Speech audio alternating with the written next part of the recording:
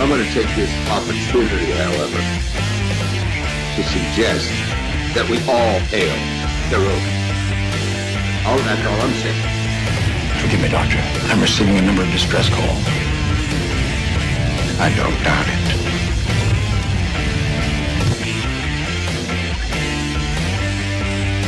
Y'all remember to tip your waitresses.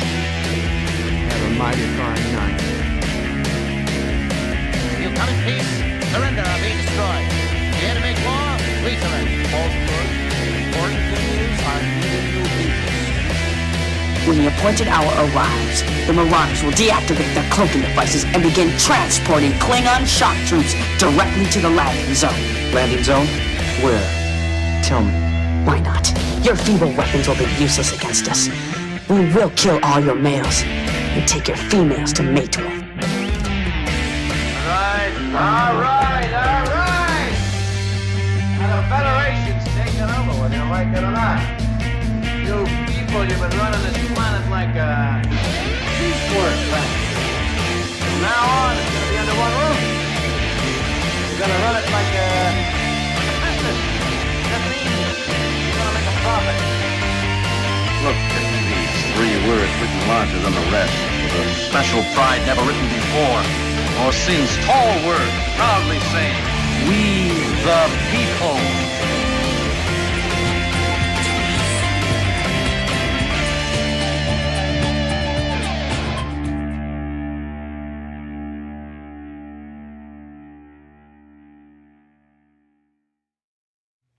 Hi, I'm Nicole DeBoer. I played Lieutenant Ezri Dax on DS9, and I welcome you to Birdo Prey 5 channel.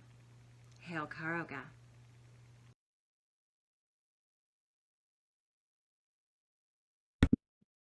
There we go. Hello, world! It's Birdo Prey 5 Kupla, and Happy New Year. Happy Karoga New Year. Officially, Karoga starts its new year on the 2nd of January, thereby giving everybody else in the so-called real world New Year's Eve off, since everybody gets New Year's Day off, which is January 1st. You get Karoga New Year's Eve off. And then, being today is also New Year's Eve Day observed, whatever the fuck, you've got it off too. So you've got both New Year's Eve and New Year's Day off in Karoga. You're welcome. You're welcome. And it's also National Science Fiction Day. National Science Fiction Day, a topic that may be near and dear to some of our hearts. I don't know.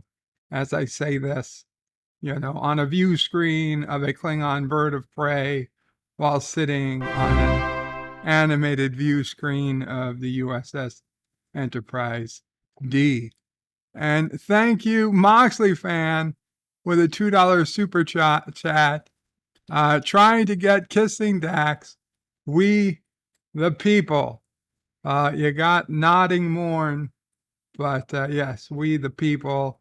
And speaking of Kissing Dax and Deep Space Nine, John DeMarco today put out an absolutely brilliant video, my favorite video all year, my favorite video of this year by far. And probably I will still say the same come December. But for January 3rd or 2nd, whatever today is, it's absolutely true. Favorite video of the year by far. A moment from every Deep Space Nine episode. Every episode from every season, all 7 seasons. There's just a short moment from each episode. And now that I think about it, I don't think Kissing Dax was in it. For all the scenes and all the episodes, did I miss it? Did I miss Rejoined? I wouldn't surprise me that a guy like John wouldn't choose that particular scene to be the one he included. He's probably got a little more class. But if I was to do a scene from every DS9 episode, you sure as hell would know that when we got to the episode Rejoined, it would be kissing Dax. It almost makes me wonder what scenes would I choose from each episode. One day, maybe. Anyway, hail Karoga. Actually, Carlo Albanese first in the YouTube chat because YouTube got rid of the early chats. So let's go to the early chats first, which I still happen to have a copy of because I left the window open all day just in case this was to happen. LDG at hashtag free the net was actually the first one to post a message at 9:18 a.m. Eastern time, just saying morning. And good morning. And I explained to anybody who might see it that we are starting late today at 5:15 Eastern because I just had my physical therapy. That's normally Tuesdays and Thursdays at 4 p.m. is this week, Monday and Wednesday. Now today it was at 4 p.m., so I had to push this back. On Wednesday, it's going to be in the evening. So Wednesday Enterprise at this point is still going to be at 4 p.m. Wednesday, we should have no problem doing Enterprise Wednesday at the normal time because my physical therapist has jury duty this week, and he should, even if he actually has jury duty, he'll be able to get here afterwards without issue. Unless he gets, what's that? Sequestered, but I don't think he's going to let that happen.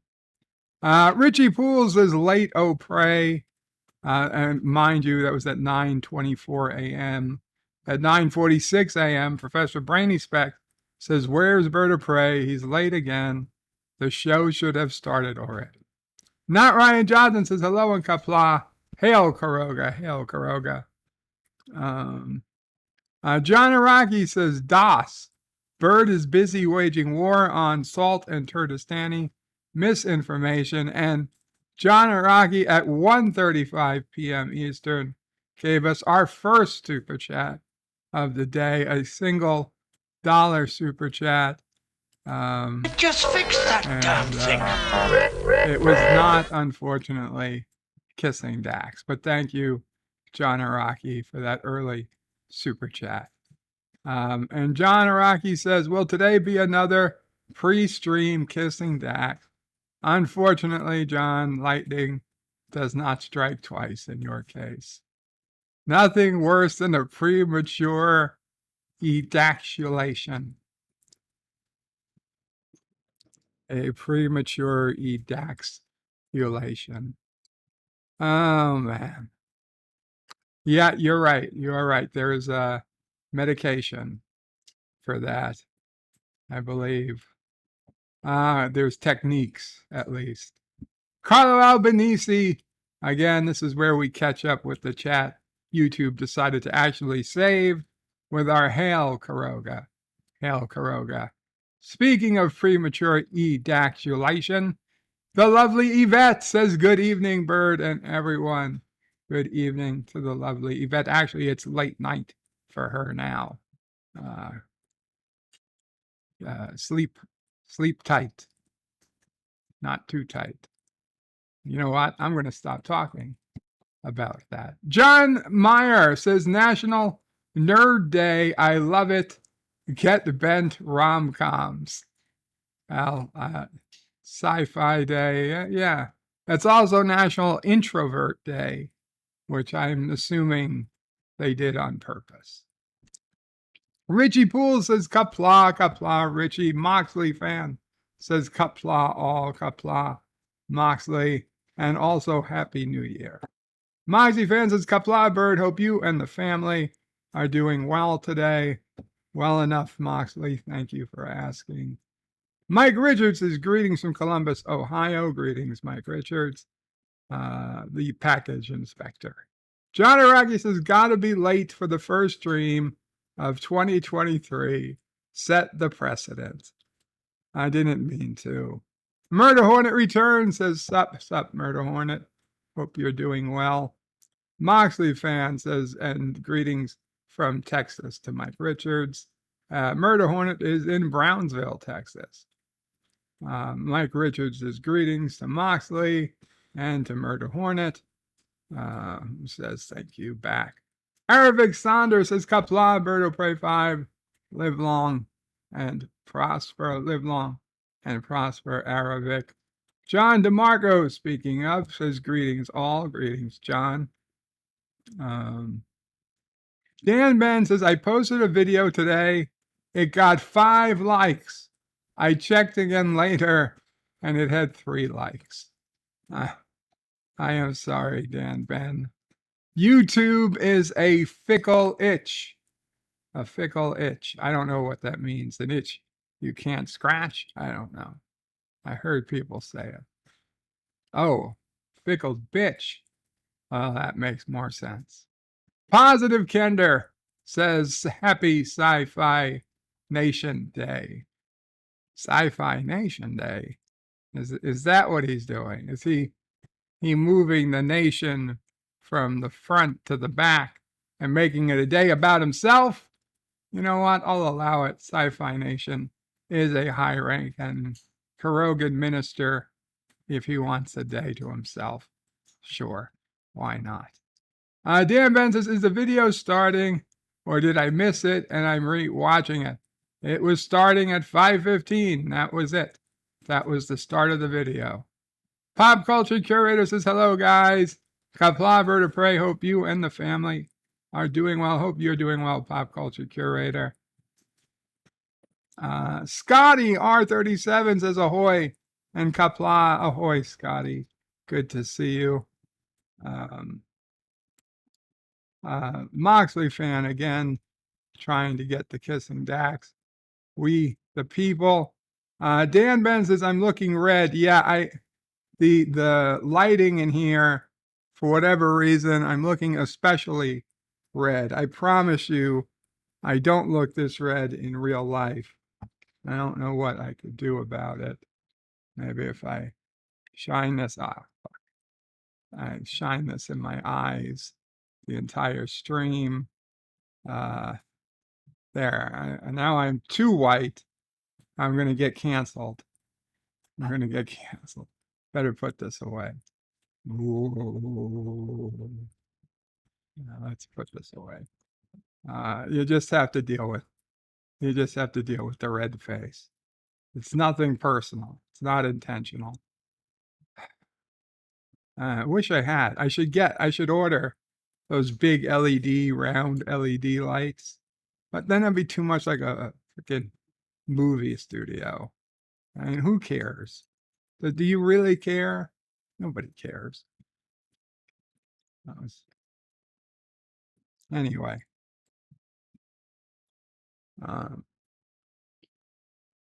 Dan Ben says it's Monday, the 2nd of January in England, which is Holiday Monday. Very cool. John DeMarco says, thanks, Bird. If anyone wants to check out the video, and there's the link. And I definitely suggest guys check it out after the stream or later or even now. Go watch it and come back. Dan Van says, how do you avoid copyright if you post video with clips from a TV show? Dan Ben, it's something you just got to balance out. If you use short enough clips, you're usually okay, but there's no way, there's no magic formula. It just depends. It just depends. And sometimes they'll claim it, but they'll still allow you to show it as long as they take any money that's made off of it. So they'll put in their own ads into your video. And if you don't mind that, you can usually get away with that. But it doesn't matter. And Thomas Bott says there was no kissing Dax because kissing Dax is stupid. Wow, Thomas. You, of all people, John DeMarco suggests keeping the clips less than 15 seconds. That's a good way. Not set in stone way, but it usually helps. Dave G. Sounds says Kapla, Berto Prey 5, and Karoga. Kapla, Dave G. Moxley fans says Thomas Botts kissing Dex is not stupid. Maybe I thought there was a typo, but maybe Dex is something different. And Thomas also says, I'm very red. Dan Ben says, John DeMarco, I'll remember that. Moxley says, darn, still no kissing Dax. Dan Ben says, I'm sure the Stargate franchise has two ladies kissing, maybe Stargate Universe communication, stone swapping. Yeah, but doesn't matter. Deep Space Nine did it first. And more importantly, wow, I am red. I am red. More importantly, Terry Farrell did such an amazing job at selling me on the fact that she was passionately in love with that other woman.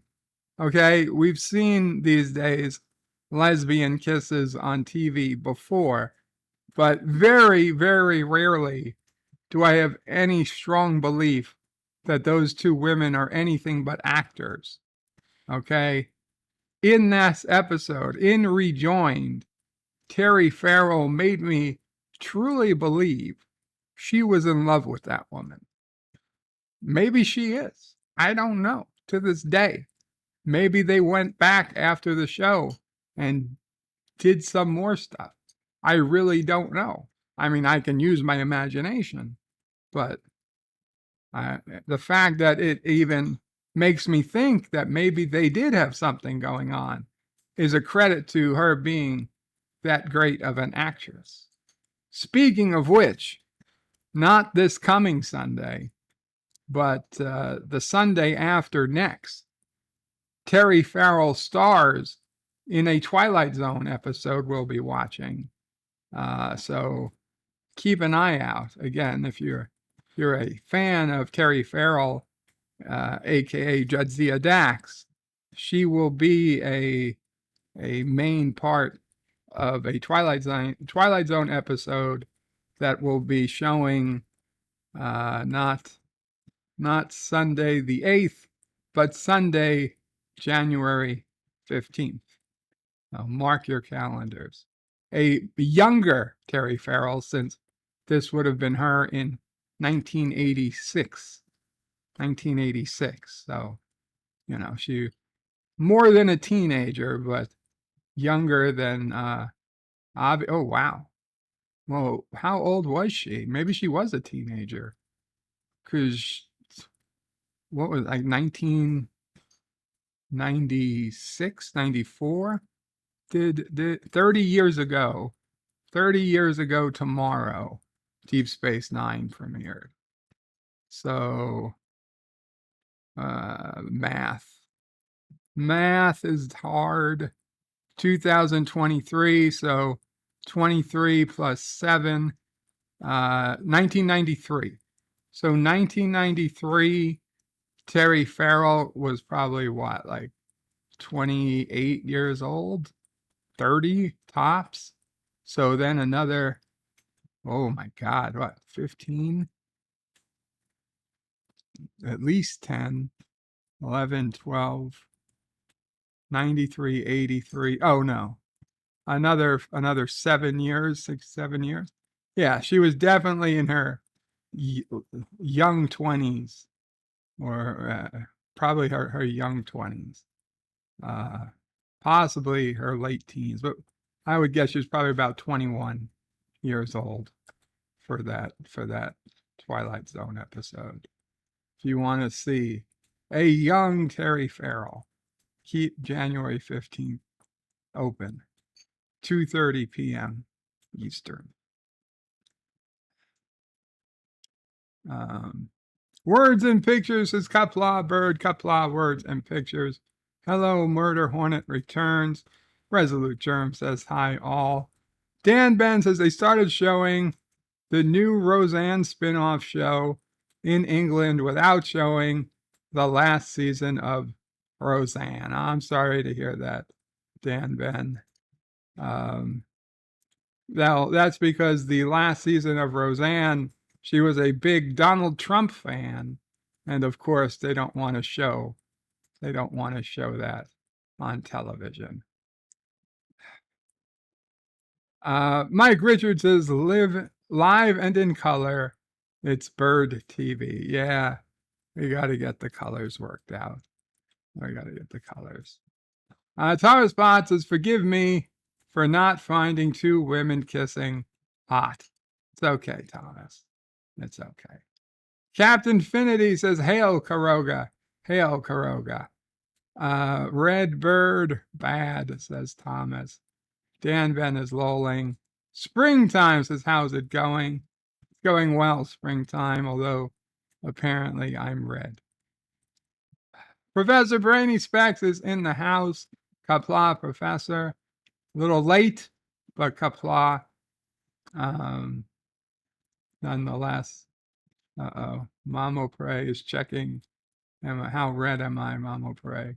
You're not. I'm not red. So to the naked eye, I'm not red, but to the video screen, to the camera, I apparently am red.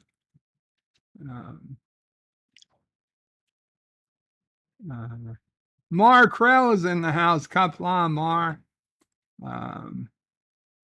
The Traveler, formerly known as Wesley Crusher, says, Bird of Prey, greetings, birds, salty turds, and nerds. Greetings, Traveler. Professor Brainy Specs wishes a happy new year to all. The Traveler puts in all the custom emojis that you can use if you're a channel member. The poker cards, the Sisso Prey emoji, the Bird of Prey head, the Tribble, Nephew O'Prey, Sassy, Mom O'Prey, the Karogan flag, General Chang, Bird O'Prey logo, and a number 5 logo. Springtime's image, imagine a hard R version of the 2007 Transformers movie. I don't even remember. I mean, I watched it way back in the day. I don't know what that would be. I barely remember. John DeMarco says, according to IMDb, Farrell was born in 1963. Really? 63. Man, I figured 73. Maybe. 63. Wow, maybe 70? 63. So that's, well, if she was born 59? 59 years old. This year she'll be 60. This year she'll be 60 years old. Holy shit. And we've all seen her, recently. Granted, in the DS9 documentary, it's already a few years old, and that video could have been shot years before the documentary even came out. But I think we've seen her in, yeah, she's married to Adam Nimoy. Mamo Prey just found out that Terry Farrell is married to Leonard Nimoy's son. She married into the family, into the franchise. And for a short time,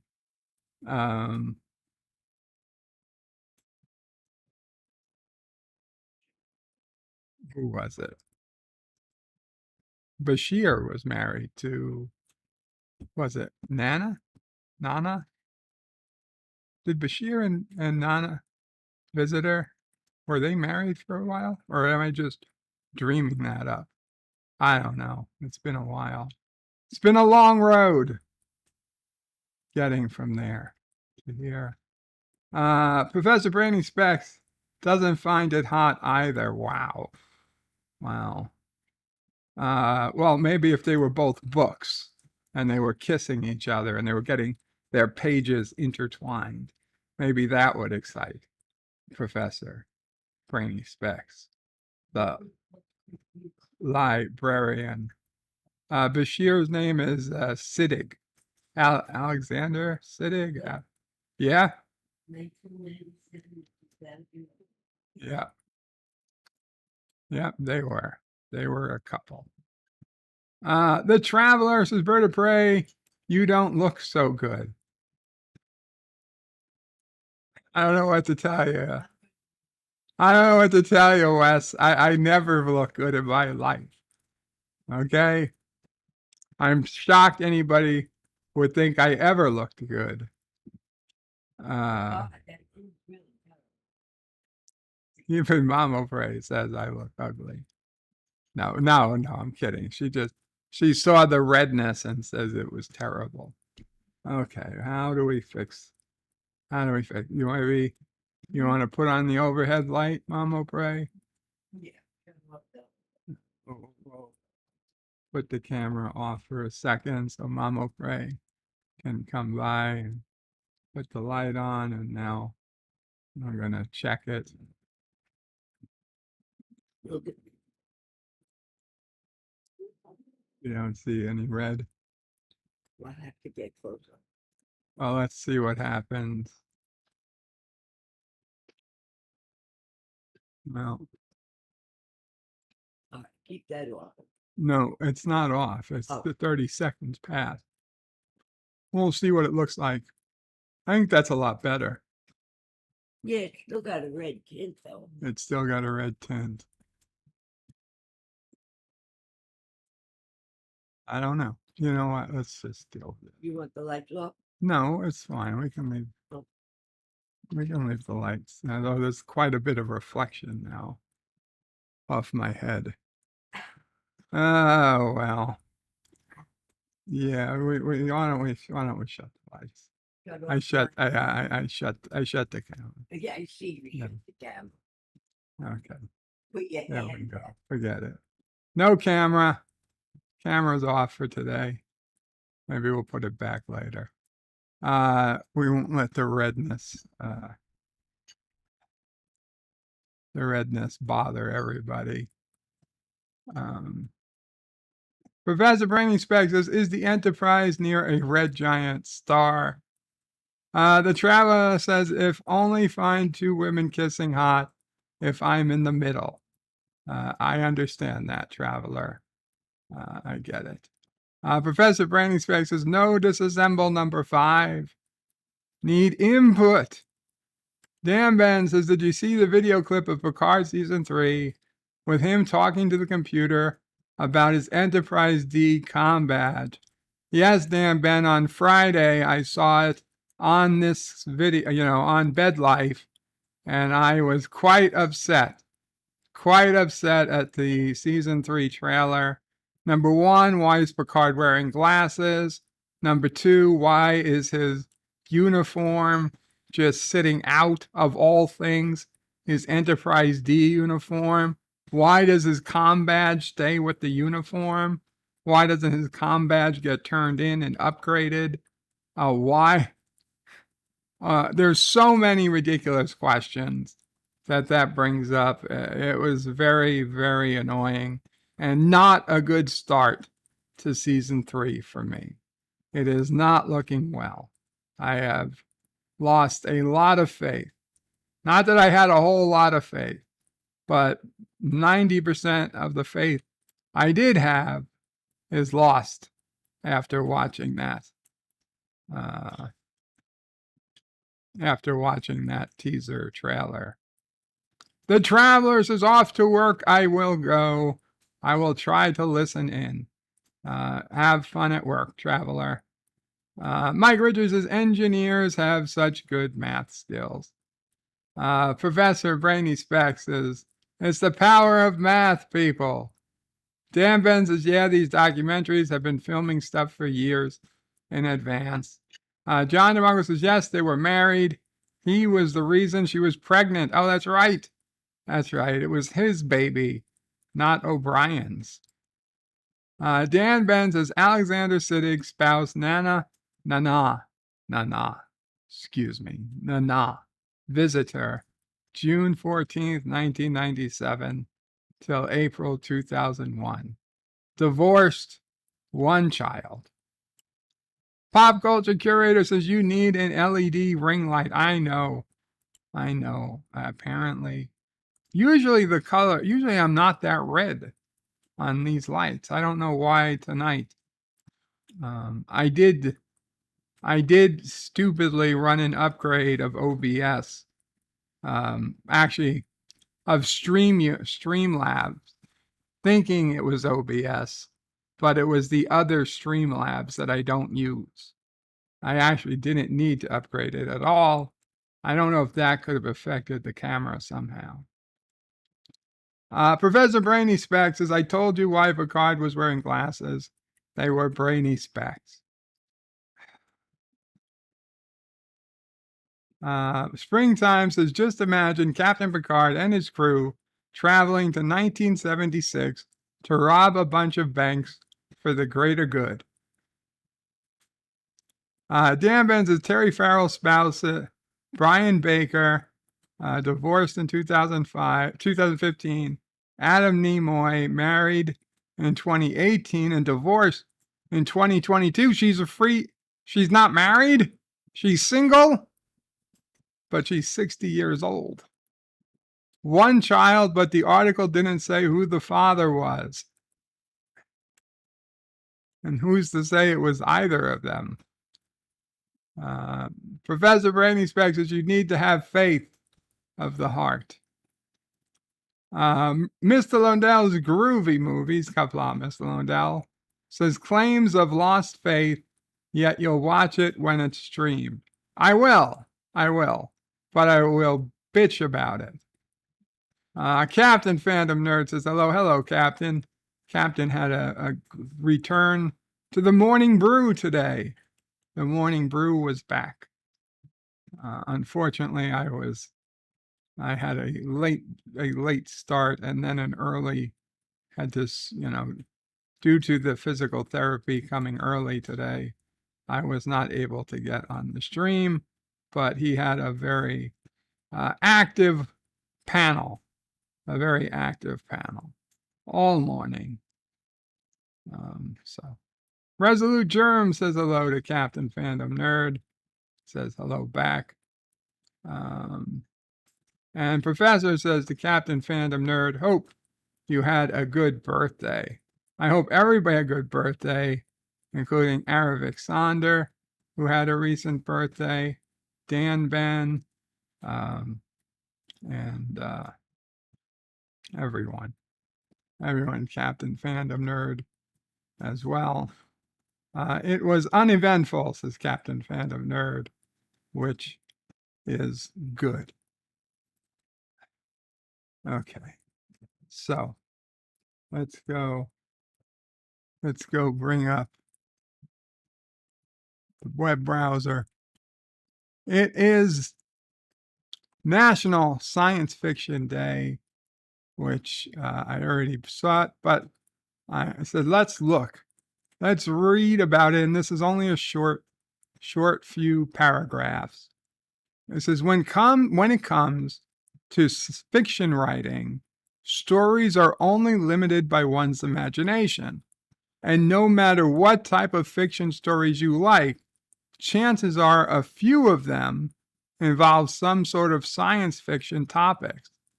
If so, National Science Fiction Day on January 2nd is the perfect day to celebrate this type of story.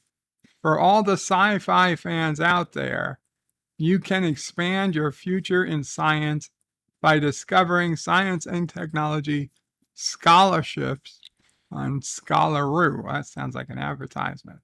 But anyway, science fiction touches so many different areas of literature that most people can find one area that they love.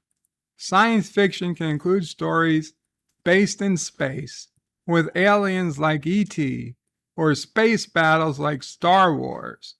The genre can include time travel, such as H.G. Wells' famous book, The Time Machine, or the Doctor Who franchise. Even superhero movies can involve science fiction. After all, who would believe a talking raccoon, as in Guardians of the Galaxy, or the rock-like skin of the Thing in the Fantastic Four, without the science fiction angle?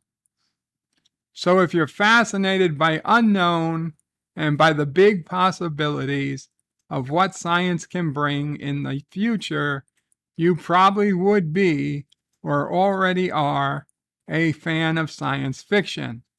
And that's why National Science Fiction Day is the perfect day to celebrate all of these different books, movies, and television shows.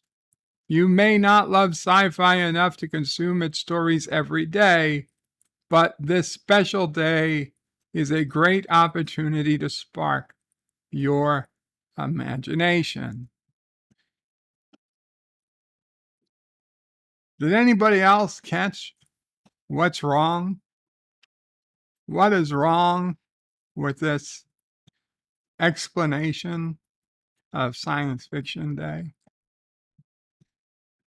Because to me, there's something glaring, huge part of science fiction that's completely missing. Exactly. You got Star Wars, you got E.T., you got Doctor Who, you got, some books, you got superheroes. Not one mention, not one iota of Mr. Spock, of Captain Kirk, of the USS Enterprise, even if it had a bloody A, B, C, or D. Not a mention of Captain Picard, not a mention of Captain Benjamin Lafayette Sisko, not even a Kate Mulgrew, Captain Janeway, yay for women reference. Nothing. Because Alex Kurtzman has killed Star Trek. Nobody, the normie who wrote this, doesn't even think to include it anymore. That is how far Trek has fallen. 20 years ago, you wouldn't imagine writing an article like this and not including Star Trek in it. They would have had probably named 3 people by name. Kirk, McCoy, Spock. They would have been up there. Probably Patrick Stewart, too. And 2023, not a one.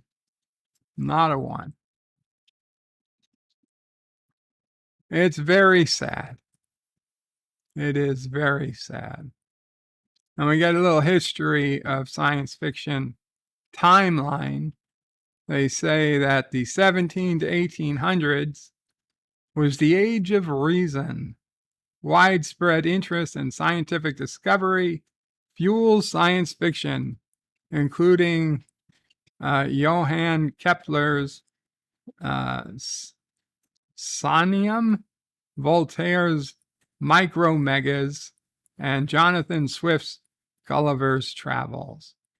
In 1800s, you got Verne's and Wells, Jules Verne's books, including Journey to the Center of the Earth and 20,000 Leagues Under the Sea, and H.G. Wells stories, including The Time Machine and The War of the Worlds. And then in 1818, you get the first sci-fi novel. Somehow this is after Verne's and Wells, even though in the timeline it's clearly before, but you know how time travel affects timelines. So first sci-fi novel, Mary Shelley's Frankenstein, considered by many to be the first sci-fi novel published. Then in 1902, the first sci-fi film, George Melly's A Trip to the Moon, widely considered the first sci-fi film, is released. And then in 1954, the term sci-fi is coined. Science fiction was first shortened to sci-fi in 1954. At the same time, the term hi-fi appeared. Hi-fi, of course, being short for high fidelity for audio equipment. So somebody's like, we should make it sci-fi.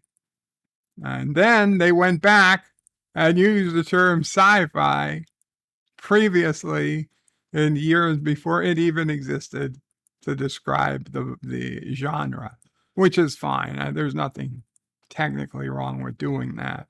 I just find it hilarious that being a timeline of time travel, and they can't even get it right.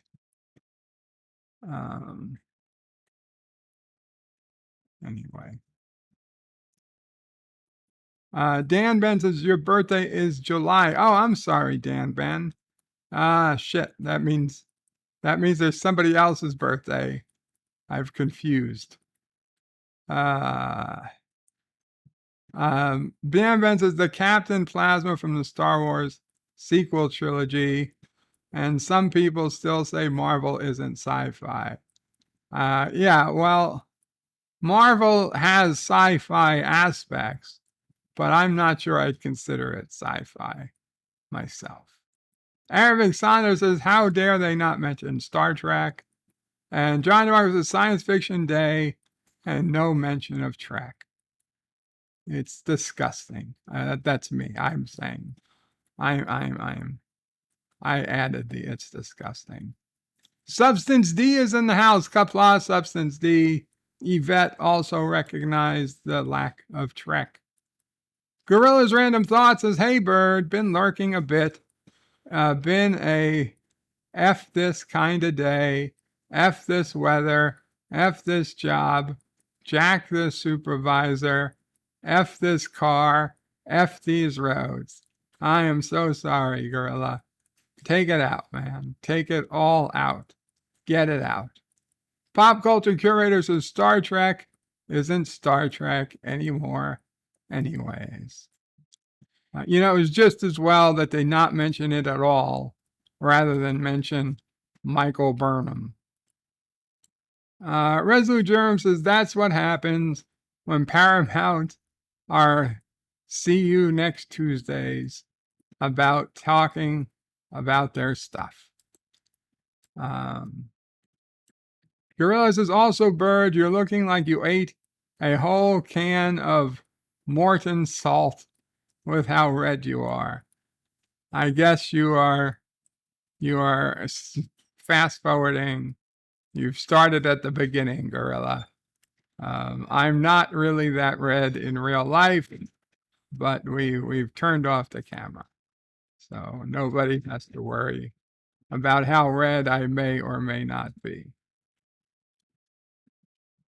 You know what it was when I used the camera when it was late at night and the lights were off the other day. I think it auto-focused or it auto-adjusted the white balance. And now it thinks I'm redder than I am. No mention of Metropolis, Pop Culture Curator. Dan Benson, I don't think they mentioned Quantum Leap. Well, yeah, but Quantum Leap has had even if it was voted as a good sci-fi show, it is nothing like the legacy of Star Trek. No one considers Frankenstein sci-fi, says Resolute. I didn't either, but I could see how people do it. Pop culture curator says Forrest J. Ackerman coined sci-fi. Dan Ben says Frankenstein is horror, not sci-fi, just because it uses science to make something. Well, I guess it could go either way. Certainly, the thought of creating life from electricity, that's a sci-fi. That is a sci-fi topic. Miss Londell's Groovy Movies says Shelley did write Frankenstein well before Wells and Verne, so the chart is wrong, but the dates are correct. Yeah. Gorilla says, Bird, if I let it all out, I'll be in jail for destruction of property and assault, and we don't have a George Soros prosecutor, so I won't get out in an hour. Okay, Gorilla. Then don't, I meant let it out in text form. Miss Lundell says a John DeMarco and Yvette, Star Trek is dead. It's a damn embarrassment. It's such a blessing it isn't mentioned. Mentioning it is an insult to the intelligence of all sci-fi fans. Dan Ben says, spoiler, did you know about the Voyager A Easter egg in the last episode of Prodigy? I watched the last episode of Prodigy, but I did not notice a Voyager A Easter egg. To be honest, there are so many ships, and they're all going across the screen so fast that unless you have a pause button and a magnifying glass, it's exceedingly difficult to tell what ship is what. Captain Fandom Nerd says, Gorilla, make a short saying F this, leave out the job stuff. Dan Ben says, Mary Shelley make up Frankenstein at a party on the spot. Darren Wagner says Frankenstein is more accurately sci-fi horror. Springtime says, Bird of Prey, you and Professor Brainy Specs should react to YouTube police body cam videos. That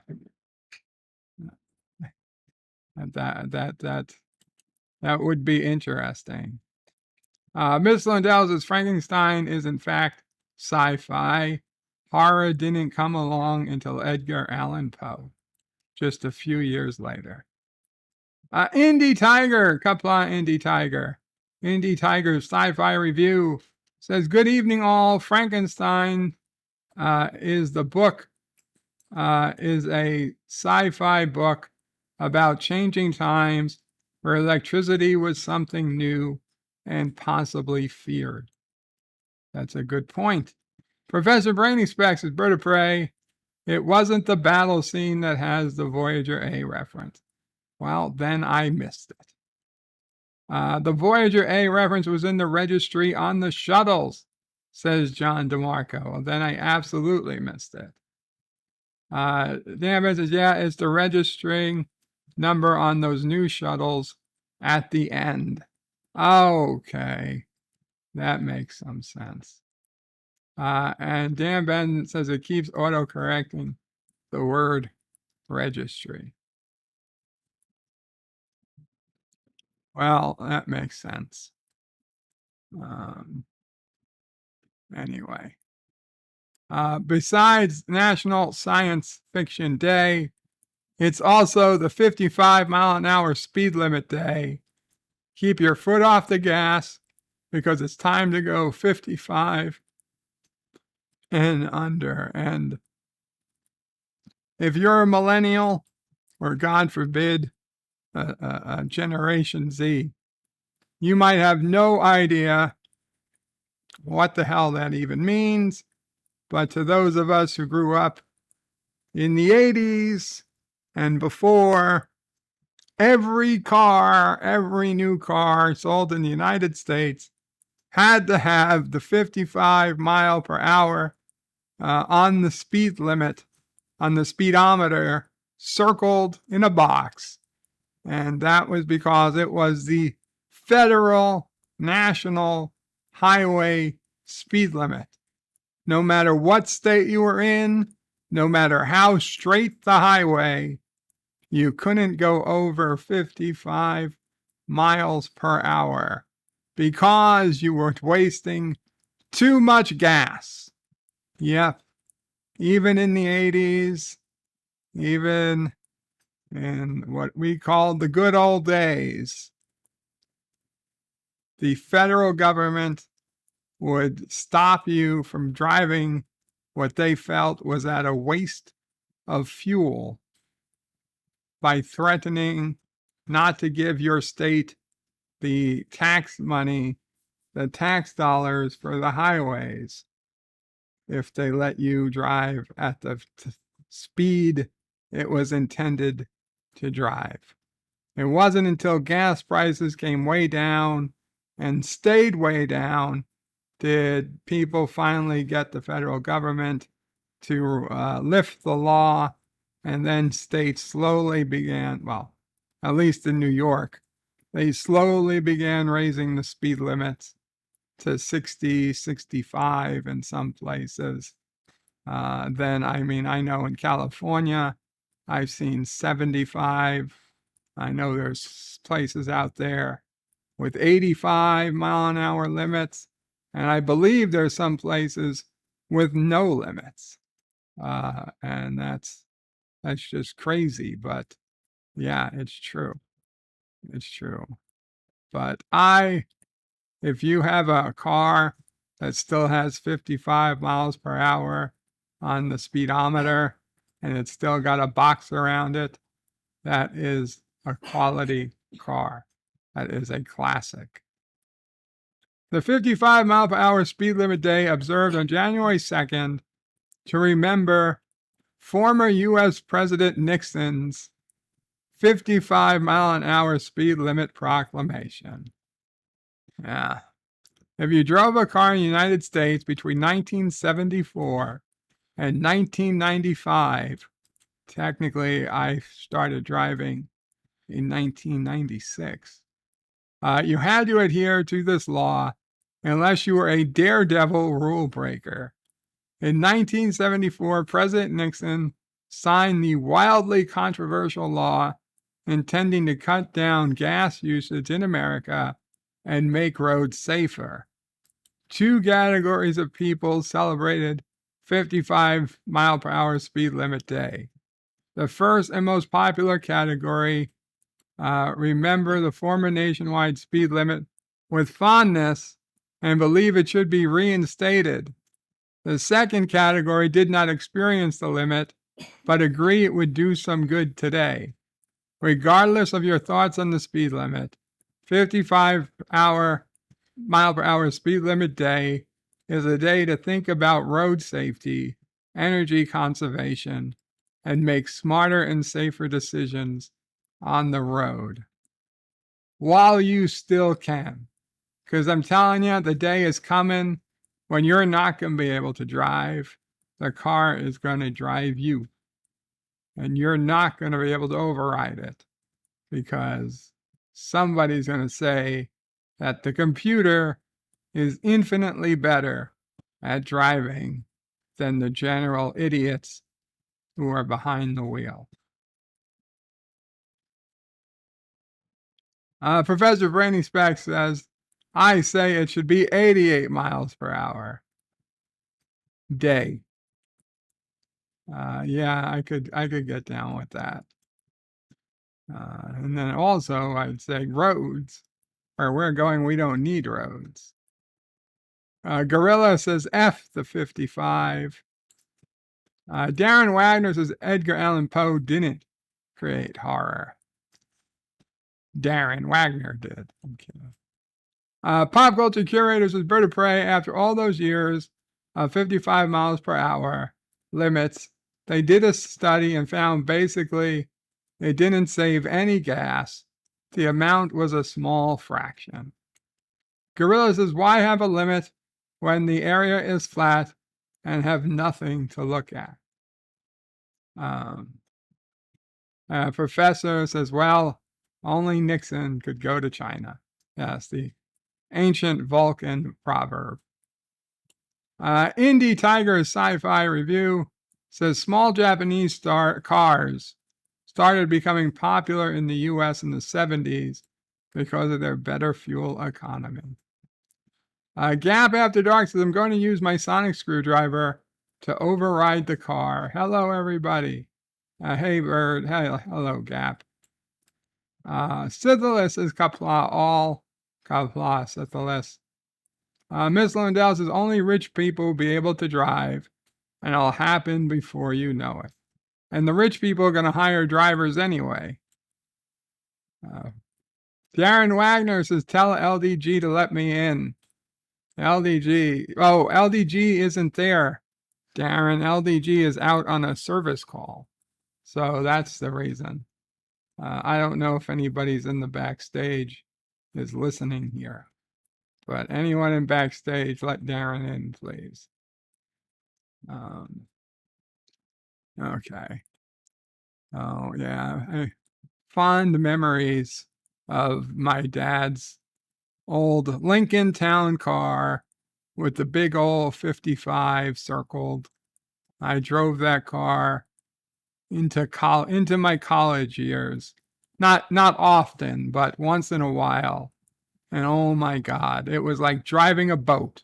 It was literally like driving a boat. The Random Menace uses his 27-month friend of Karoga super chat. 27 months. Says just drive 88 miles per hour and you'll see some serious shit. Greetings from the future. Greetings, future man. And yes, that's true. 88 miles per hour. You see some serious shit. It's the day after New Year's Day, officially. Let's get ready to celebrate the best day ever after New Year's. Technically, the only day ever. It's Happy Mew Year for Cats Day. Meow. Happy Mew Year for Cats Day with 1,000 shares because cat people will share anything. National Buffet Day. Maybe that's where LTG is. Maybe he is celebrating National Buffet Day. A good buffet is like getting all of the presents on your Christmas wish list. That's probably true. It is probably true. Makes me miss the Ponderosa, the best buffets. I've been to Vegas buffets. I've been to expensive buffets and brunch buffets and fancy hotels and fancy restaurants and fancy places out on Long Island and Las Vegas and Atlantic City. Hell, even in Europe. But my favorite buffet was like $7 at the Ponderosa in Johnstown, New York, right outside of Karoga. Oh my God, everything was, okay, I say everything was delicious, but everything I liked. They had chicken wings, all you could eat, crispy chicken wings. They had just pasta, mac and cheese. They had meatballs, little meatballs. They had pizza, make your own tacos. They had all the salad stuff with the cheese and the carrots and the tubs of honey mustard dressing and hard-boiled eggs. And I don't know, everything. And then they had their dessert bar too.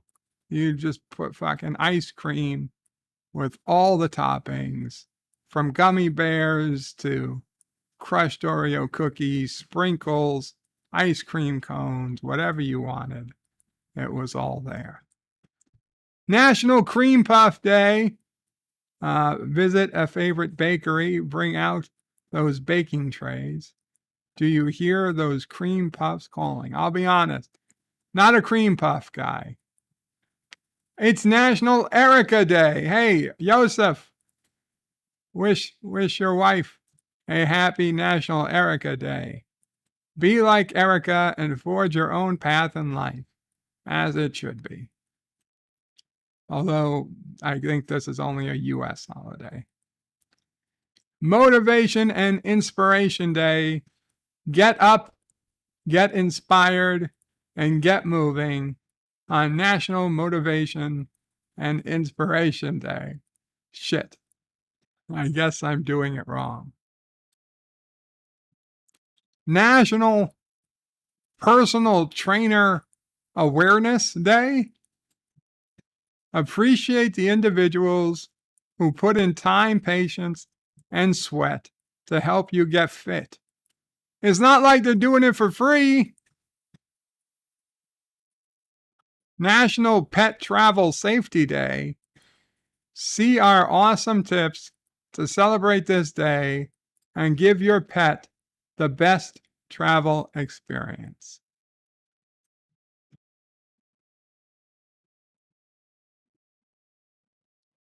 National Thank God It's Monday Day.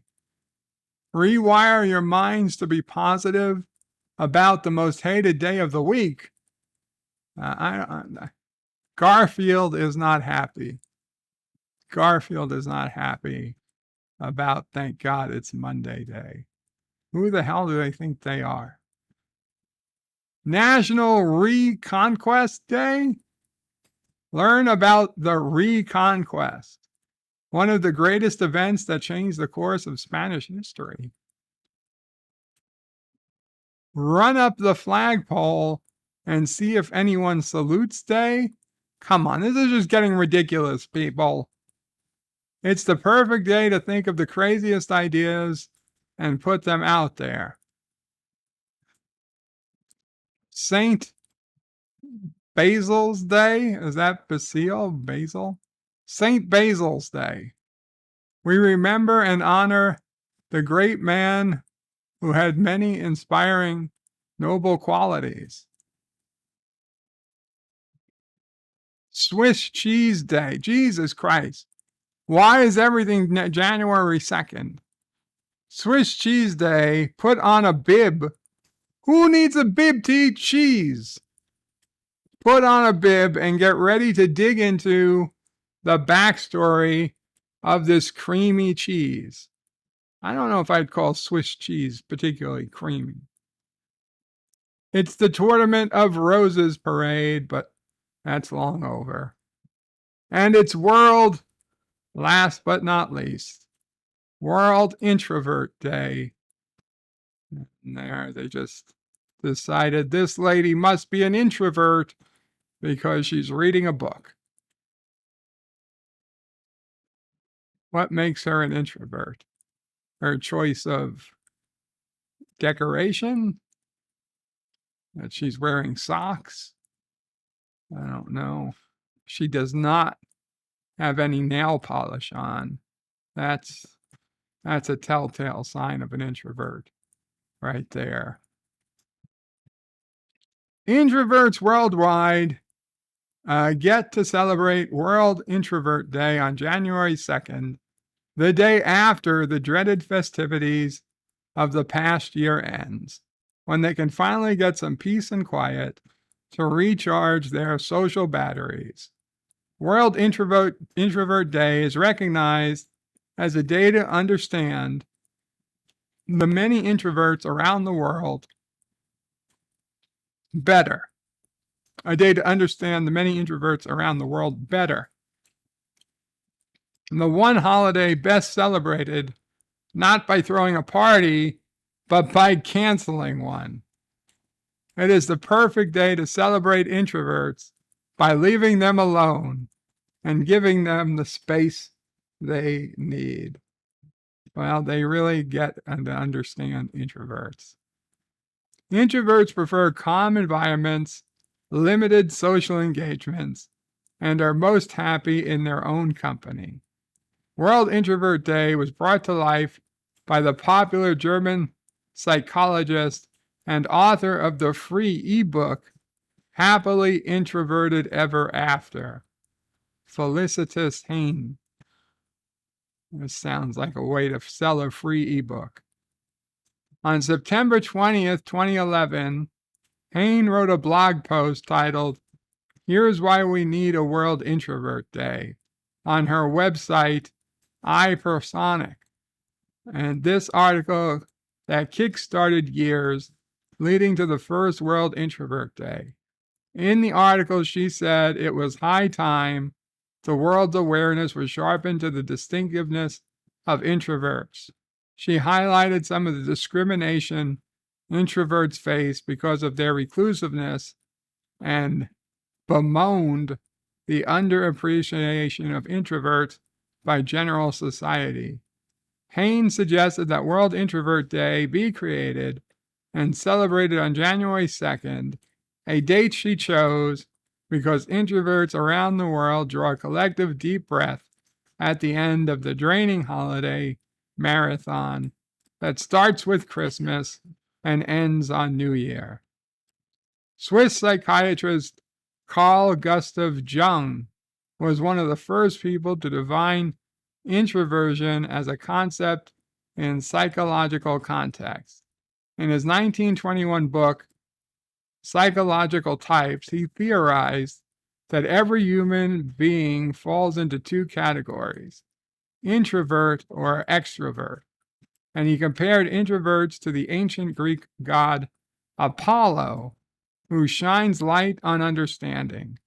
He claimed introverts are focused on internal world of reflection, dreaming, and vision, which could make them uninterested in joining the activities of others.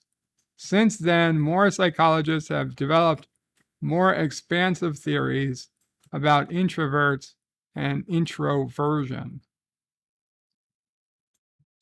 Right. World Introvert Day activities. Stay at home. Go on a quiet walk or create something. 5 things you should know about introverts. They don't always want solitude. Just because introverts enjoy being alone doesn't mean they want to be alone all the time. They enjoy human company from time to time. Silence doesn't mean rudeness. Introverts often stay silent and can act awkwardly during social interactions, but this does not mean they are trying to be rude. Fair enough. They can be extroverted sometimes. I don't know about that, and that sounds exactly like number 1. Once an introvert gets comfortable with you, their inner wild child could come out. 4, they aren't necessarily shy.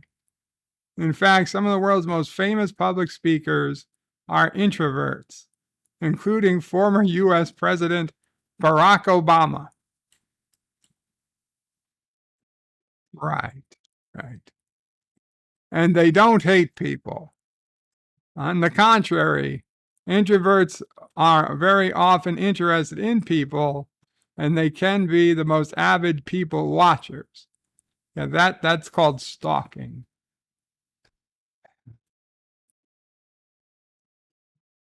Anyway. The multi-gun man says confirmed. Bird of Prey 5 wears a bib when he eats Swiss cheese. Fake news. The multi-gun man says, Bird, hey Bird, how's it going? It's going well, multi-gun man. I hope all is well with you. The Random Menace says, Erica Day will be on the 11th. Bird of Prey. Okay. So at least you will celebrate Erica Day. Thomas Potts says, we still have a Ponderosa. Thomas Potts, I am jealous. Almost as jealous as when I watch Kissing Dax. Hey, LDG is out there and says, hey, Bird. Lol. Okay, so you're home now. You are home now, so you could let Darren into the backstage. Pop culture curator says hard-boiled eggs and nuts, my favorite. Gorilla says, oh, bird, I'll save 3 hours of your life. Don't bother watching Brave New World. Me and Germ both fell asleep and said, F it. We ended it early because we were so bored. Oh, I'm so sorry, Gorilla. I am so sorry. Pop culture curator says they may have puffed in yours, but they creamed in mine. Oh my. Oh my. Pop culture curator is lolling a gorilla and was wondering how long they'd last. The random menace says, I do not understand the American obsession with mac and cheese. It is just a heart attack on a plate. No, it's deliciousness. It's like manna from heaven. Gorilla's random thoughts says, Pop, we gave it all, but our 3 hours was enough. Well, more like 1 hour when we fell asleep. The Traveler says, when you are behind on the video, playing Bird at 2x speed is the best choice. That's true. Mr. Lodell says, the random menace, we love our mac and cheese. That should be good enough for anyone else.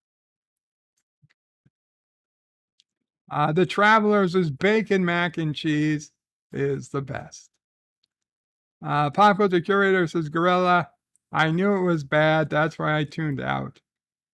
Too bad. I liked the actor Bud Cort. And Dan Ben has some type of cake emoji.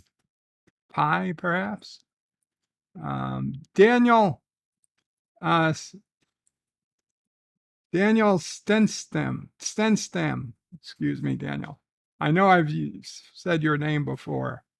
Daniel Stenstam says, I believe on highways in Germany, you are limited to 60 to 80 miles per hour and unlimited speed. I believe the same. The multi-gunman is confirmed. Berto Bray wears a bib. No.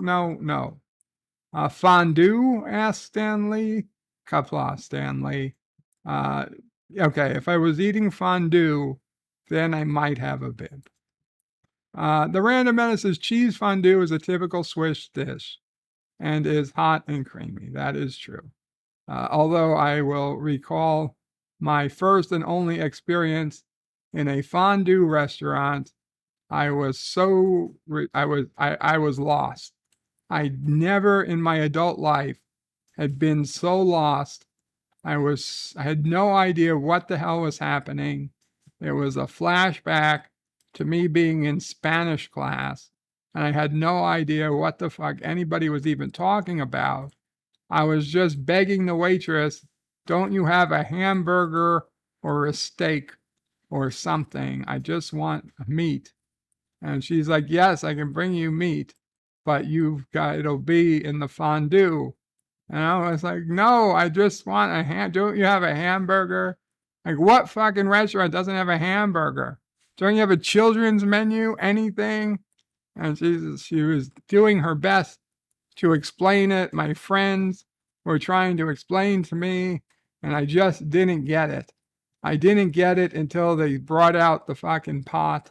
And then I saw that, holy shit, you're expected to cook your own food. You've got to cook your own food in a pot with all your friends' food. All your food's touching. And you got all these long metal forks to keep your food on a fork in the pot, in the community pot. It defied all logic, but it was pretty good. It was pretty good. Once I understood how it worked, I got it. But man, I really didn't get it at the time. The multi-gun man says, in Karoga, Berto Prey 5 sends the introverts to the uranium mines to work with the orphans. If they're young, yes. But to be fair, I send the extroverts to the uranium mines as well.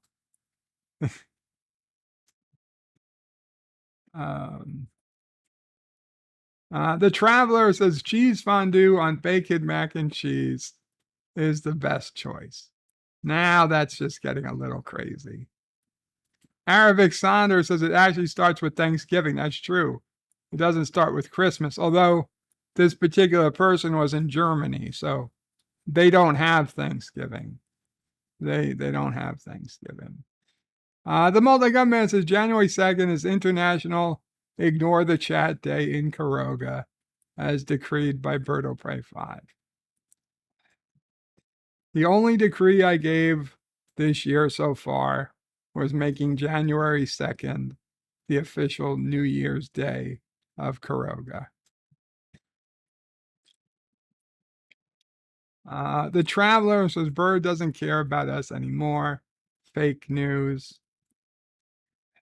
Fake news. The Traveler says I ignore all of you.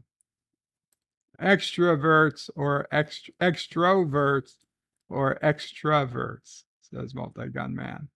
Stan Lee says alcohol, help. Professor Brandon Speck says Arabic Sonder, I am mandated to ignore you, of course. Ms. Lindell says introverts hate some people, mostly the ones that get on our nerves. Arabic Sonder says Swiss cheese and mushroom burgers are the best. They're pretty good. They are pretty good. Stanley says Bird prefers Swiss because it has holes already. It is quite the time saver. A nice warm block of Swiss cheese. The Random Menace says greetings to the cold pass. Dan Ben has social anxiety disorder. Well, that's beyond introvert. Gorilla says now I'm even more pissed. I paid $3.19 this morning for gas, and now it's $2.92 just down the road.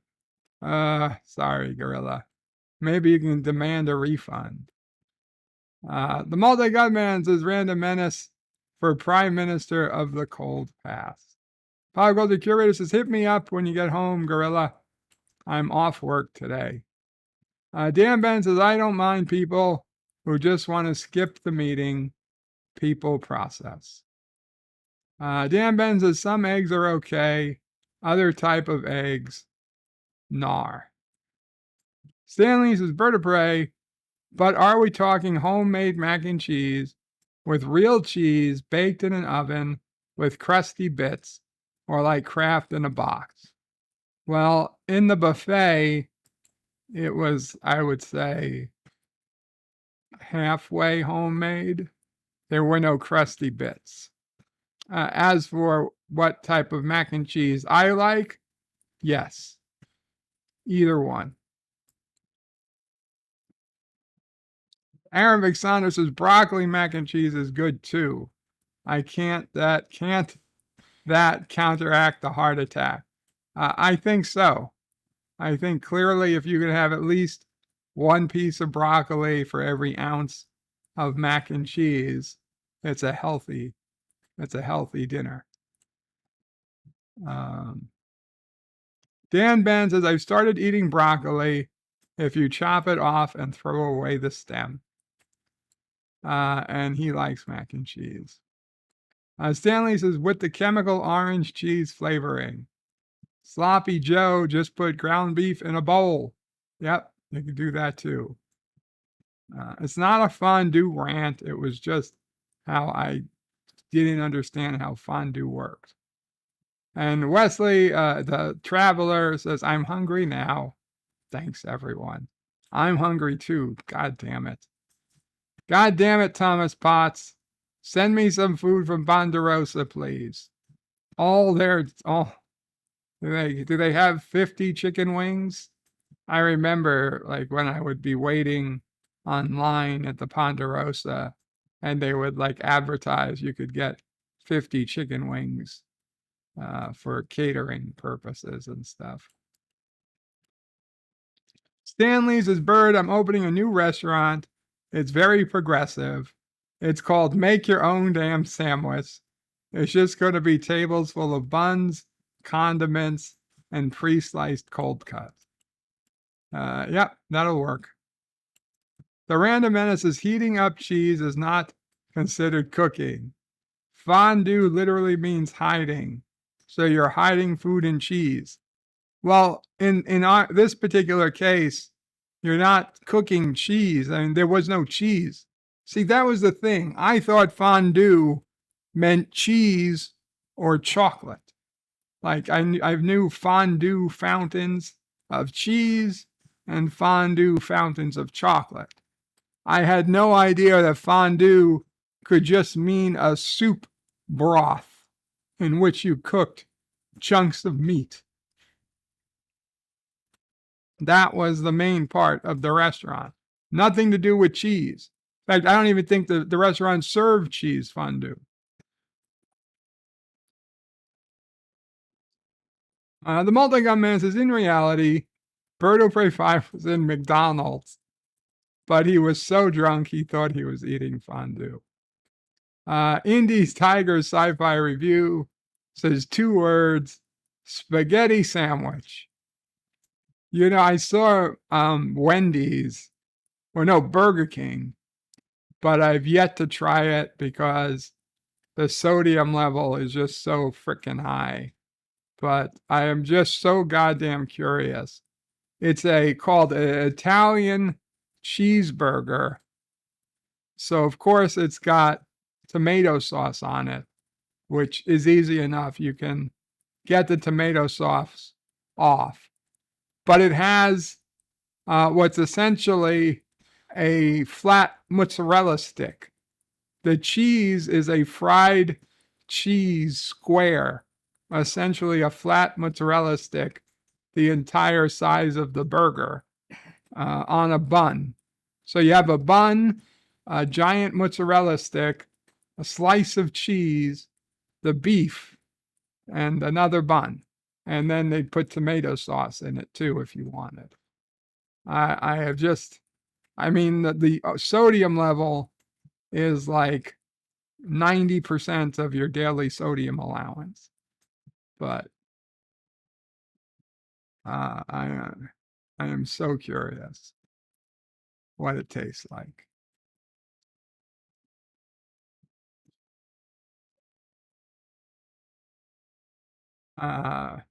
Arabic Son says, or a meatball sub. That's good too. 47 Yorktown says, hello, young star. Hello, 47. The Traveler says, the Random Menace. If I make scrambled eggs with a lot of cheese, is that fondue? No. That's just eggs and cheese.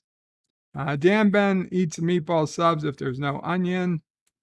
47 Yorktown likes Velveeta. The Traveler says, confirmed Bird is the chicken wings. Bird eats chicken wings 50 at a time.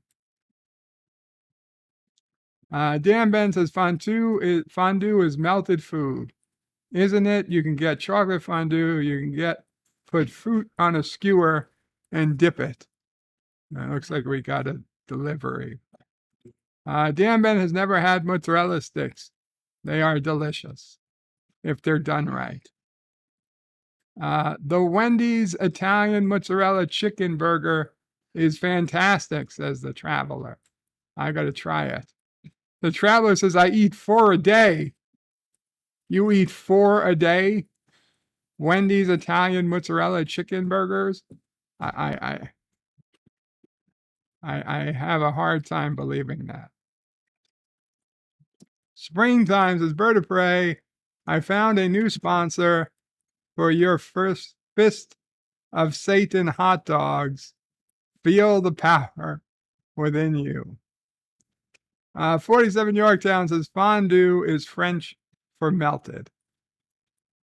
Random Menace says, fun fact, the food with the highest alcohol content in the New Year's dinner is on the sidewalk. And Dan Ben is umming about hot dogs. Stanley, it'll help preserve you with all the salt. The multi-gunman says 47 Yorktown. Actually, fondue is one of the 97 French words for surrender. The traveler says, son of a bitch, I want Wendy's mozzarella chicken now. The random menace is laughing at us. Dan Ben says, is that a fondue emoji? Not what I see. That looks like our barbecue grill. Indie Tiger says the Burger King Italian chicken sandwich is good too. Well, they had their old chicken sandwich, which, is like a long piece of chicken, but that has no mozzarella stick on it. The Traveler says, vertebrae, I meant I eat 4 a week. And even that's not true. Okay, well, 4 a week I can understand. Dan Ben says, I've had breadsticks, plain ones, one with seeds and flavored ones, and ones with cheese. Gorilla's random thoughts. So my jumper cables are now fondue. I don't know. Gorilla, that's something that's up to you.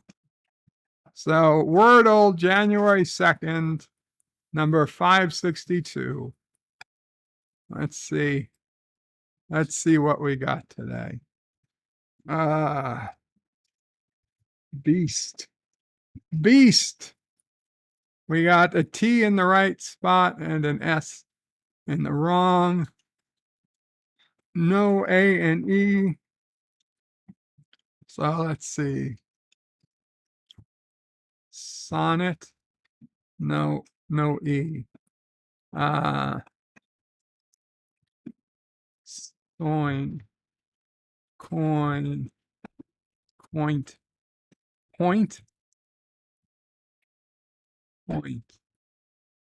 But they don't know. Well, we know there's an S. Okay, we know there's an I and a T, and we know there's an S somewhere. Okay, we know that T is there. Slint. What could be with a T? What could be before a T?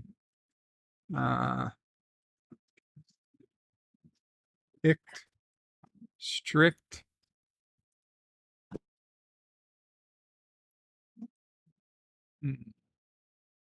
ST. IST. Okay. XXIST. Points. Hoist. Oh, it's no O. There's no O. Shit. Hoist. So it's not an O. It's not an A. It's not an E. UST. So UIST.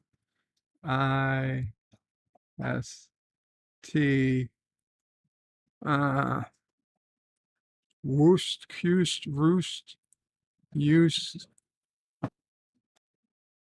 deuced, fused, boost, juiced, coosed, loosed, zeused, coosed, voost, moosed.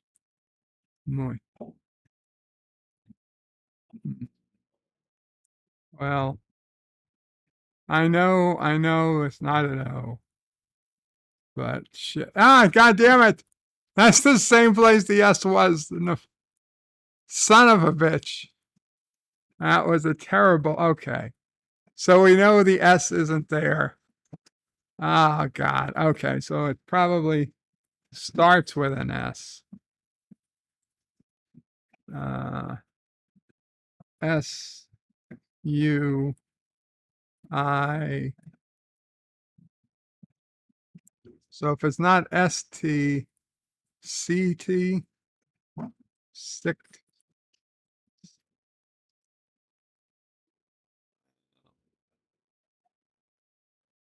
Rick. Ick. Ist. No, it can't be ist. So it has to be int. INT.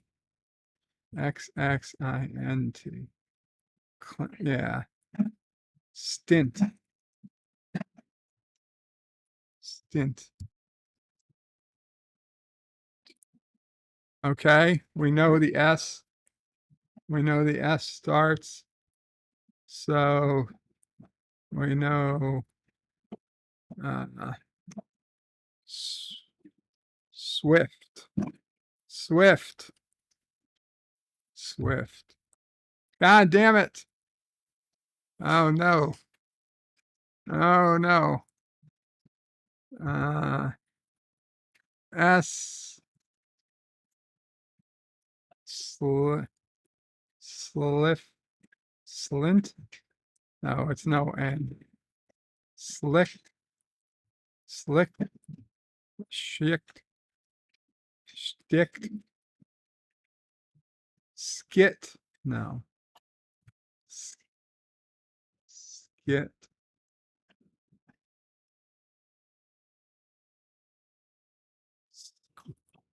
Skirt. Skirt.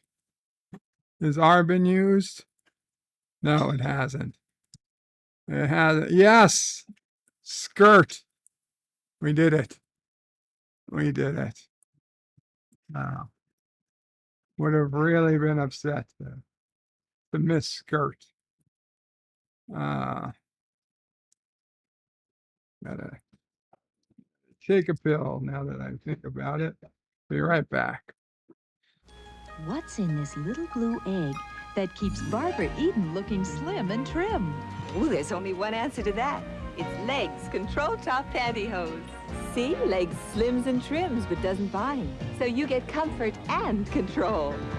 Stretching, bending, standing, sitting. There's one pantyhose that's always fitting. Nothing beats a great pair of legs.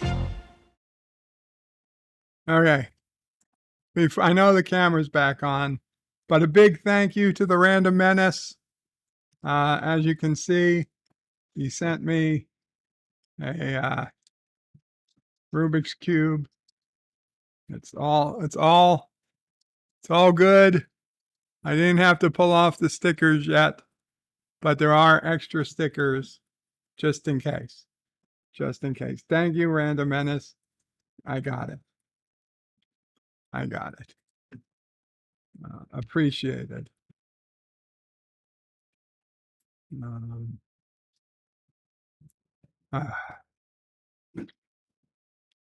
A traveler says, let me guess it before bird saint. No.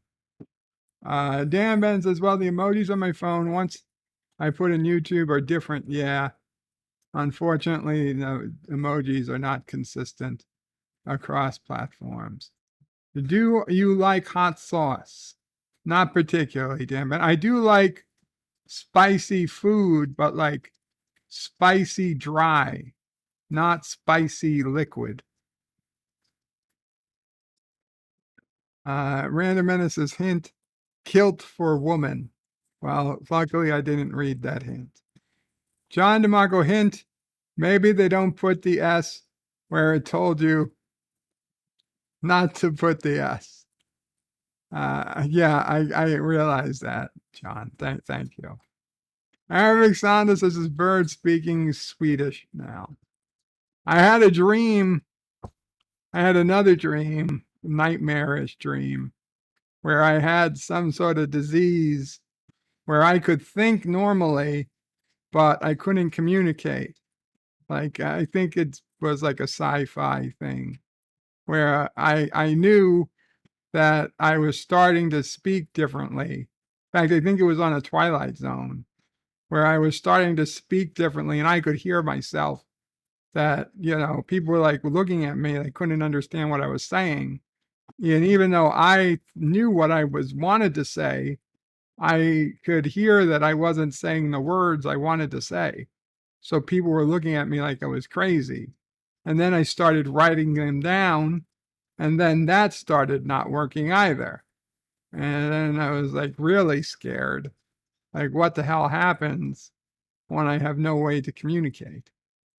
Luckily, I woke up. Dan Ben's Bird, would you eat day-old food from a dumpster? No, Dan Ben. I wouldn't eat minute-old food from a dumpster. Once it crossed the threshold to the dumpster, it's dumpster food. I mean, that's in current day. If it was the end of the world, yeah, I mean, obviously my priorities would be different. But in current day, 2023, no, I'm not going to eat dumpster food. John DeVargo, you really skirted disaster on that one. Dan Ben says unisex skirt on TNG in season 1. No, it didn't finish in 10 seconds. The Travelers, there's no cheating on that, Bert. I didn't. The professor says, Professor Brainy Specs says, Bird, there's an easier way than pulling off stickers. Dan Ben says pantyhose in that small packaging. Stanley says to the Traveler, do they have an LED ones where you can just reset the colors?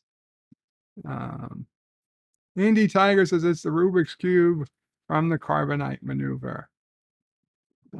Stanley says spicy flavor, not spicy ouch. Random Menace says there are apps for solving Rubik's Cube. You can even learn how to put it together. I know how to put it together.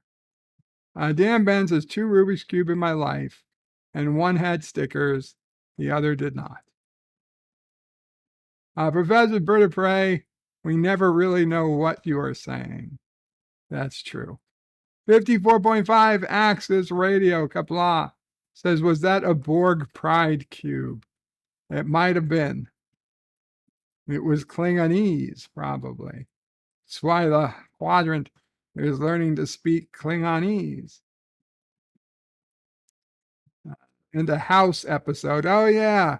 I used to watch House. Gorilla says, Bird, you didn't dream that. You fell asleep watching DS9 episode Babel. I might have. Yeah, and a Star Trek episode. 2-day-old food. No. I'm not eating dumpster food, no matter how old it is. The Traveler says, Bird, your dream sounds like a Stargate episode. Yes, Jack had the ancient language downloaded into his brain. Dan Ben says, I once had a version of that game, Connect 4, which was a cube or a hexagon. Indy Tiger says, a hatful of reactions channel just covered a Twilight Zone like that. Everyone around the main character started using different words. Yeah, we watched that. We watched that on my Twilight Zone Day Sundays. I don't know, sometime in the last 6 months. I don't know if it was a month ago or 6 months ago, but we watched it. Anyway, there's a few Dear Bops. So let's get the Dear Bops done, and then I have to go because I am getting hungry.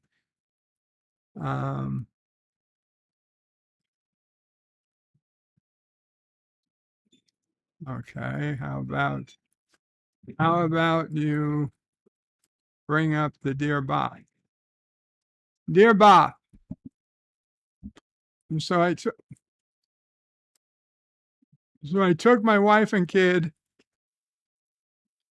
to an Oprah performance for New Year's.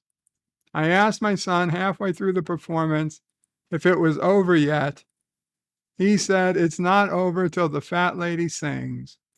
Well, me being me, pointed and asked if that one was fat enough for him. Well, my wife heard that. Now she hasn't said a word to me and has just been glaring, giving me the look. Well, that's very similar to a Simpsons episode from many, many, many years ago. So I don't really see the problem here, and I assume your wife will calm down. If she doesn't, tell her she's being hysterical and to make you a sandwich. That should have her natural womanly reflexes reset, and she will become a loving wife again. Dear Bob, Wes here, working on a song that describes this great state I live in. Here's what I got so far. Well, SF's packed with feces. You gotta watch your step up there. And Los Angeles, with all their homeless camps, the tents and drugs are everywhere. In Napa, Newsom drops some 15,000 bucks on wine. But the rest of the state, with all the mask mandates, they keep us locked up real tight. We wish we could leave California now. I wish we could all leave California. I wish we could all leave California. There is more, but I know you don't like long songs.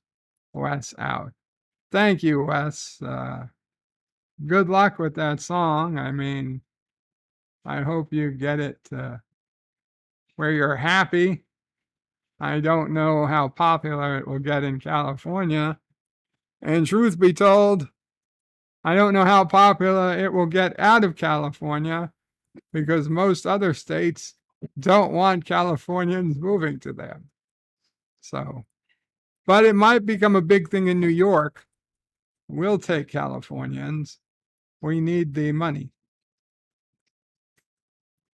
The multi-gun says Bird of Prey doesn't read books. He stares them down until he gets the information he wants. Dear Bob, Happy New Year, Bird. Hope everything is well with you and your family. Anyway, if you could interview one male and one female from Trek, who would they be?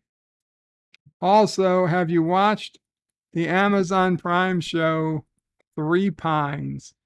It's pretty good. It's a murder mystery taking place at this Native American town. Doc Out from Spider-Man plays the detective. No, I haven't heard of Three Pines, but maybe we'll take a look. Thank you very much. Who would I interview? One male and one female from Trek. Well, obviously, I would go with William Shatner, only because he's the oldest. And I think, the reality is, you think he's I might not have an opportunity to interview him again. He's also obviously, arguably, the greatest sci-fi actor of all time. It would be really close between him and Avery Brooks, but I would do William Shatner interview first because he's the older. As for a woman, it would be tough, but I guess it would be Terry Farrell. Don't get me wrong, I love Nicole DeBoer. Actually, you know what? It would be Nicole DeBoer. It would be Nicole DeBoer. Don't get me wrong, Terry Farrell's a great actress, and she put in a lot more time as Dax.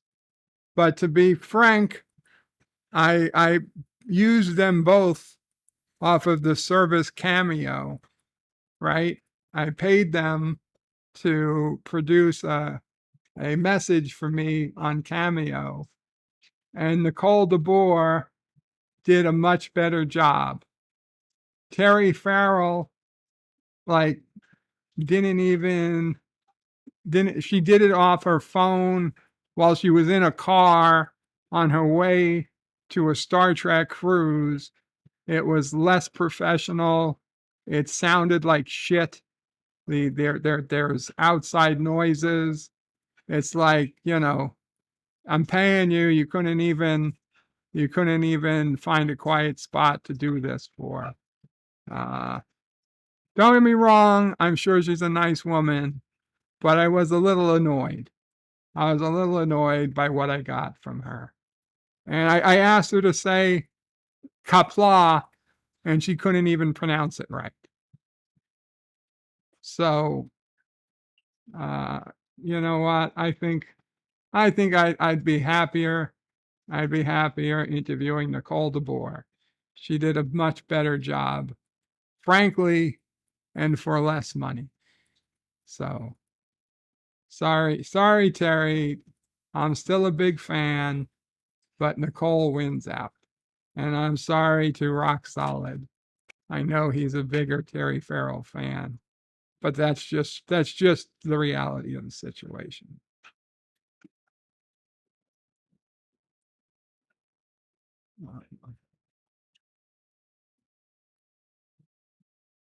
The multi-gun man says, if you spell Birdo Prey 5 in Scrabble, you win forever. And he says, also, in the beginning, there was nothing. Then Birdo Prey 5 roundhouse kicked nothing and told it to get a job. Professor Brandy Speck says, obviously, Bird wants to interview Sonequa Martin Green. And Will Wheaton says, Arabic Sonder. Stan Lee says, Marina. No. Maybe Tilly. Maybe Mary Wise. No. Springtime's a Bird of Prey. It's 1972. You're running from the cops in Mexico with the CIA after you with orders not to take you alive. Car, crime, and Santa outfit. I don't understand the questions. A car would be, I'd be in some sort of Jeep. The crime, if they have orders not to take me alive, I probably, let's see, 1972.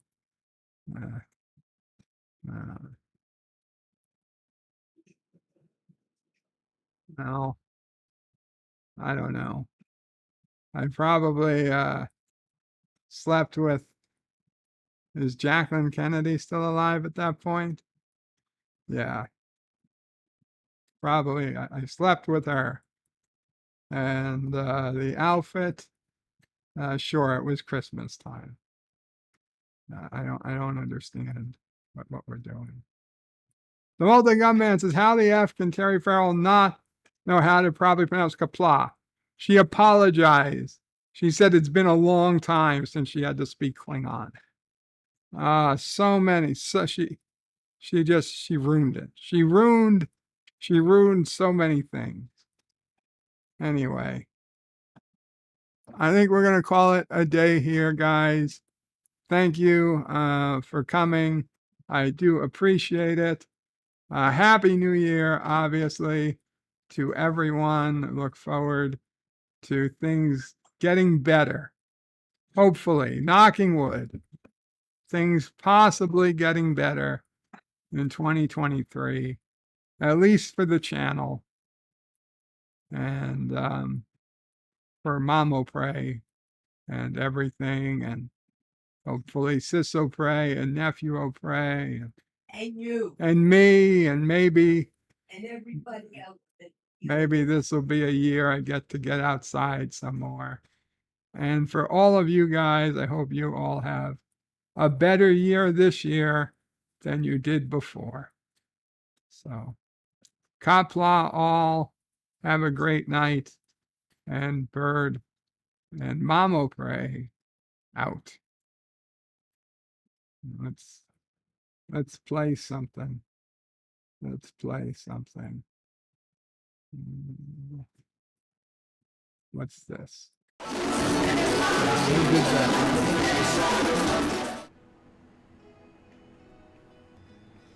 Well, East Coast girls are hip. I really dig those styles they wear. And the Southern girls with the way they talk, they knock me out when I'm down there. The Midwest farmers' daughters really make you feel all right. And the Northern girls with the way they kiss, they keep their boyfriends warm at night. I wish they all could be California. I wish they all could be California. I wish they all could be California girls. The West Coast has the sunshine and the girls all get so tan. I dig a French bikini on a wild island all by a palm tree in the sand. I've been all around this great big world and I see all kinds of girls. Yeah, but I can't wait to get back in the States, back to the cutest girls in the world. I wish they all could be California. I wish they all could be California. I wish they all could be California girls.